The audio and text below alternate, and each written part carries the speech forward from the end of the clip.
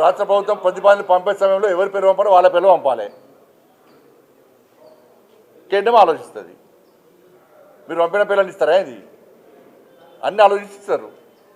పంపేటప్పుడు కూడా జాగ్రత్తగా పంపాలి. మంచి వ్యక్తుల పేరు పంపాలి. వీళ్ళు మంచి వ్యక్తులు కాదంటలే, నేను పద్మశ్రీ అవార్డు వచ్చేటువంటి స్థాయి వ్యక్తులను పంపాలి. పంపిస్తారు. ఎట్టిస్తామన్నా? ఎట్టిస్తాం? గద్దరికి ఎట్టిస్తాం చెప్పండి. ఆయన భావజాలం ఏంది?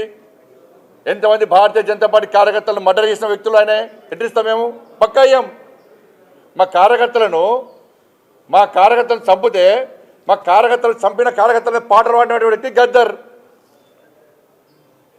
అనేక మంది పోలీసులను ఎన్కౌంటర్ చేసిన విషయంలో గద్దర్. ఎట్లిస్తాం? మీరు వంశం ఇస్తాం ఏంది అవార్డ్స్? భయపడే ప్రసక్తి లేదు, వెనుకపోయే ప్రసక్తి లేదు. వందల మంది భారతీయ జనతా పార్టీ కార్యకర్తలు నమ్మిన సిద్ధాంతం కోసం భారత్ మాతా కీ జై అని చెప్పి ఆందోళన చేస్తుంటే నక్సల్స్ భావజాలం గద్దర్ మా కార్యకర్తను హత్య చేయించిండు. ఎన్ఐఏ ఎంక్వైరీ చేసింది గద్దర్ గారి మీద. అనేక మంది పోలీసులను ఎన్కౌంటర్ పేరుతో మర్డర్ చేసిండు. అటువంటి వ్యక్తిని ఏ విధంగా పంపుతారు ఇవాళ? ఇది ఈ రాష్ట్రము మరి పోయినసారి వచ్చినాయి, పుట్టుబడి వచ్చింది తెలంగాణకు.